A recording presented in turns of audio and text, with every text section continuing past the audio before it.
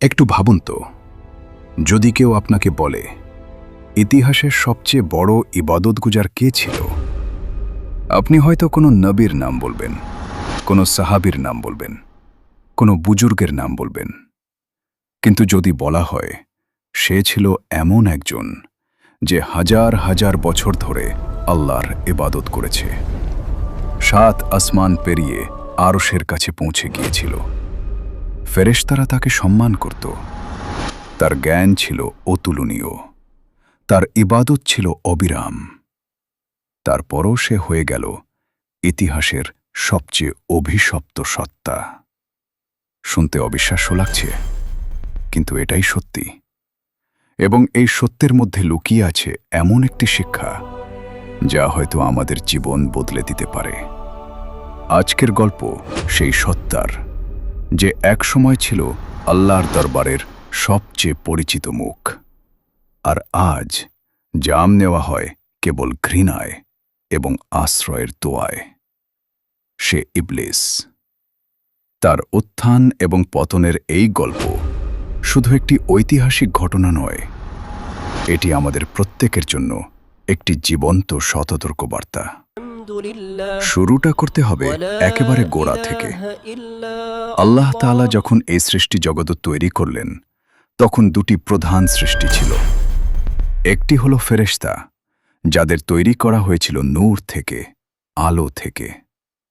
তারা আল্লাহর হুকুম পালন করে, তারা কখনো অবাধ্য হয় না। তাদের ভেতরে নেই কোনো খেয়াল, নেই কোনো প্রবৃত্তি।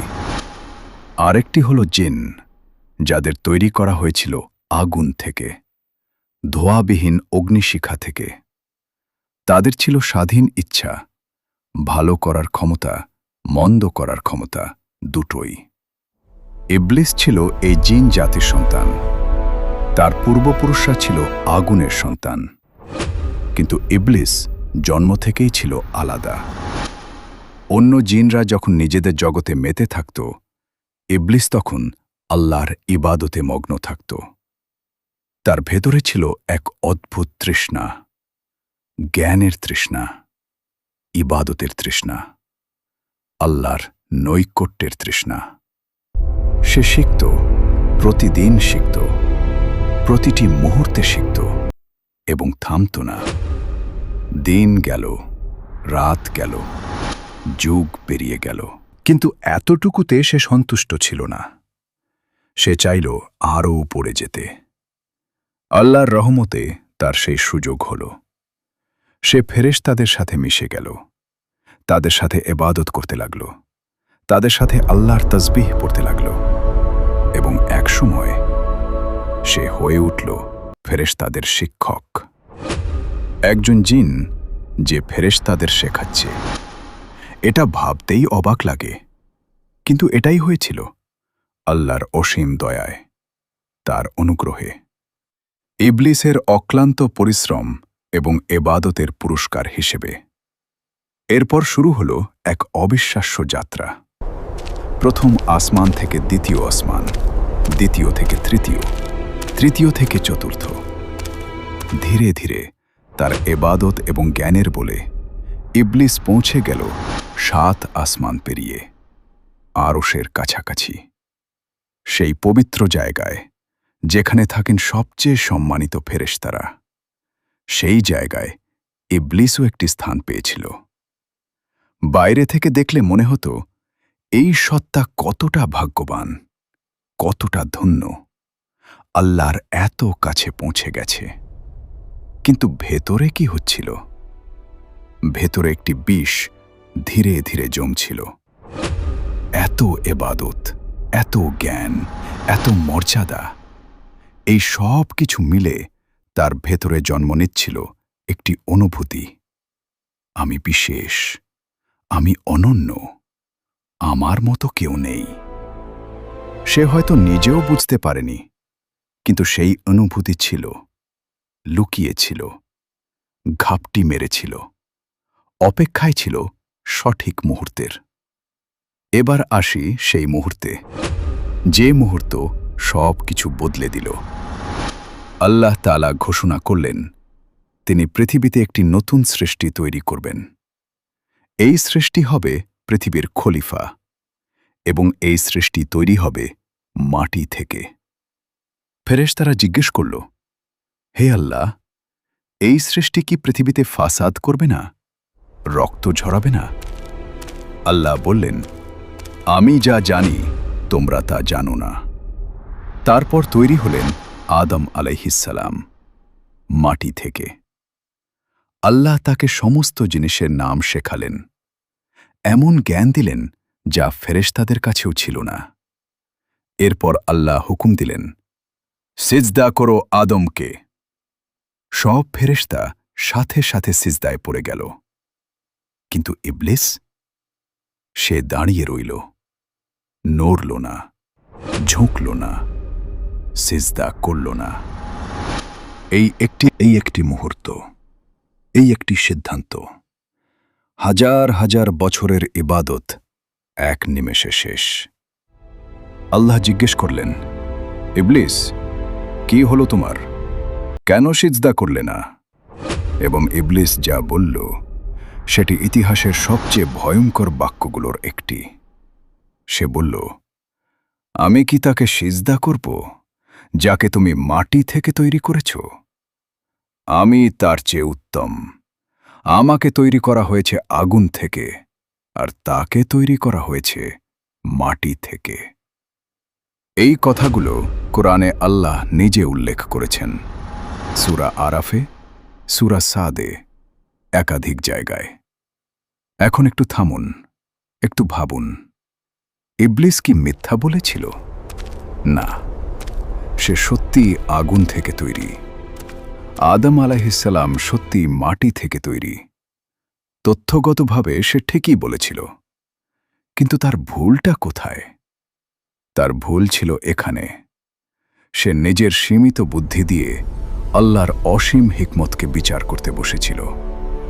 সে ভেবেছিল আগুন মাটির চেয়ে উত্তম, তাই আমি আদমের চেয়ে উত্তম, তাই আমি সিজদা করব না। কিন্তু সে ভুলে গিয়েছিল একটাই কথা, আল্লাহর হুকুম মানার জন্য কারণ বোঝার দরকার নেই। আল্লাহ বলেছেন মানে করতে হবে, ব্যাস। আমাদের জ্ঞান সীমিত, আমাদের বোঝার ক্ষমতা সীমিত, কিন্তু আল্লাহর জ্ঞান অসীম, তার হিকমত অসীম। যে মুহূর্তে ইবলিস নিজের যুক্তিকে আল্লাহর হুকুমের উপরে রাখল, সেই মুহূর্তে সে সব হারালো। কিন্তু গল্পের আরও একটি দিক আছে, একটি অত্যন্ত গুরুত্বপূর্ণ দিক। ইবলিস এত জ্ঞানী ছিল, এত কিছু জানত, কিন্তু সে একটি জিনিস জানত না, নিজেকে। বলা হয় ইবলিস অনেক কিছুই পড়েছিল, অনেক বিষয় জানত। এমনকি সে জানত যে একটি অভিশপ্ত সত্তা আসবে যাকে আল্লাহর দরবার থেকে বিতাড়িত করা হবে। সেই সত্তার লক্ষণগুলো সে জানত, সেই সত্তার পরিচয় সে জানত, কিন্তু কখনো মনে হয়নি সে নিজেই সেই সত্তা। কেন? কারণ অহংকার মানুষকে বা যে কোনো সত্তাকে নিজের সম্পর্কে অন্ধ করে দেয়। সে ভাবতেই পারেনি, আমি এত ইবাদত করেছি, আমি এত জ্ঞান অর্জন করেছি, আমি কিভাবে অভিশপ্ত হতে পারি? এই ছিল তার সবচেয়ে বড় ধোঁকা। এবং এই ধোঁকাই তাকে ধ্বংস করল। আল্লাহ তার রায় দিলেন, বের হয়ে যাও, তুমি বিতাড়িত, তুমি অভিশপ্ত। সেই আরশের কাছের জায়গা হারিয়ে গেল, সেই ফেরেশতাদের সম্মান চলে গেল, সেই হাজার বছরের ইবাদতের মর্যাদা মুছে গেল এক নিমেষে, একটি অহংকারী সিদ্ধান্তের কারণে। কিন্তু তখনও সে অনুশোচনা করল না, সে ক্ষমা চাইল না, বরং সে বলল, আচ্ছা, আমাকে কিয়ামত পর্যন্ত সময় দাও। আল্লাহ সময় দিলেন। তখন সে ঘোষণা করল, আমি তোমার বান্দাদের পথ থেকে সরিয়ে দেব, সামনে থেকে আসব, পেছন থেকে আসব, ডান থেকে আসব, বাম থেকে আসব। সেই মুহূর্তে পৃথিবীর সবচেয়ে বড় শত্রুর জন্ম হল। এক সময়ের সবচেয়ে বড় ইবাদতগুজার হয়ে গেল মানবজাতির চিরশত্রু। প্রিয় ভাই ও বোনেরা, এই গল্পটা শেষ করার আগে একটু থামতে চাই, কারণ এই গল্পের শিক্ষাগুলো শুধু ইবলিশের জন্য নয়, এই শিক্ষাগুলো আমার জন্য, আপনার জন্য, আমাদের প্রত্যেকের জন্য। প্রথম শিক্ষা হল, ইবাদত একা যথেষ্ট নয়। ইবলিশ 1000 বছর ইবাদত করেছিল, কিন্তু সেই ইবাদত তাকে বাঁচাতে পারেনি, কারণ তার ইবাদতের সাথে ছিল না বিনয়, ছিল না আত্মসমর্পণ। আমরাও নামাজ পড়ি, রোজা রাখি, কুরআন তেলাওয়াত করি, কিন্তু সেই ইবাদত কি আমাদের বিনয়ী করছে নাকি আমাদের অহংকারী করছে? যে ইবাদত মানুষকে নত করে না, সেই ইবাদতে কোথাও একটি সমস্যা আছে। দ্বিতীয় শিক্ষা হল, জ্ঞান যখন অহংকারের সাথে মেশে তখন সে আলো নয়, অন্ধকার। ইবলিশের কাছে জ্ঞান ছিল, অনেক জ্ঞান, কিন্তু সেই জ্ঞান তাকে সত্য দেখাতে পারেনি, কারণ অহংকারের পর্দা তার চোখ ঢেকে দিয়েছিল। আজকের দিনেও কত মানুষ আছে, অনেক পড়েছে, অনেক জানে, কিন্তু সেই জ্ঞান তাদের আল্লাহর কাছে নত করেনি, বরং আরও দূরে সরিয়ে দিয়েছে। সত্যিকারের জ্ঞান সেটাই যা মানুষকে আল্লাহর সামনে আরও ছোট মনে করায়, আরও বিনয় করে। তৃতীয় এবং সবচেয়ে গুরুত্বপূর্ণ শিক্ষা হল, আল্লাহর হুকুমের সামনে নিজের যুক্তি দাঁড় করানো যাবে না। ইবলিশ যুক্তি দিয়েছিল, তার যুক্তি ছিল সুন্দর, শুনতে যৌক্তিক লাগছিল, কিন্তু আল্লাহর হুকুমের সামনে কোনো যুক্তি চলে না। আল্লাহ যখন কোনো বিষয়ে নির্দেশ দেন কুরআনে হাদিসে, তখন আমাদের কাজ হল মাথা নত করা, বলা শামিনা ওয়া আতানা। আমরা শুনলাম এবং মানলাম। যে মুহূর্তে আমরা বলি, আমার যুক্তিতে এটা ঠিক মনে হয় না, তাই আমি মানব না, সেই মুহূর্তে আমরা ইবলিশের পথে এক পা বাড়াই। প্রিয় বন্ধুরা, ইবলিশের পতনের গল্প পড়ে অনেকে হয়তো ভাবেন, আমি তো ইবলিশের মতো না, আমি এতটা খারাপ না। কিন্তু ইবলিশও একদিন এভাবেই ভেবেছিল। সেও ভেবেছিল সে বিশেষ, সে নিরাপদ। তাই সাবধান। অহংকার সবচেয়ে বিপজ্জনক তখন যখন সে নিজেকে লুকিয়ে রাখে। প্রতিদিন নিজেকে জিজ্ঞেস করুন, আমার ইবাদত কি আমাকে বিনয়ী করছে? আমার জ্ঞান কি আমাকে আল্লাহর কাছে নত করছে? আমি কি আল্লাহর হুকুম মানছি নাকি নিজের বোঝাপড়ার মাপে আল্লাহকে বিচার করছি? এই প্রশ্নগুলোর উত্তর সৎভাবে দিতে পারলেই আমরা ইবলিশের ফাঁদ থেকে বেঁচে থাকতে পারব ইনশাআল্লাহ। আল্লাহ তাআলা আমাদের সবাইকে অহংকার থেকে রক্ষা করুন। আমাদের ইবাদত কবুল করুন, আমাদের জ্ঞানকে বিনয়ের সাথে জুড়িয়ে দিন এবং শেষ নিঃশ্বাস পর্যন্ত আমাদের ঈমান এবং আনুগত্যের উপর রাখুন। আমিন।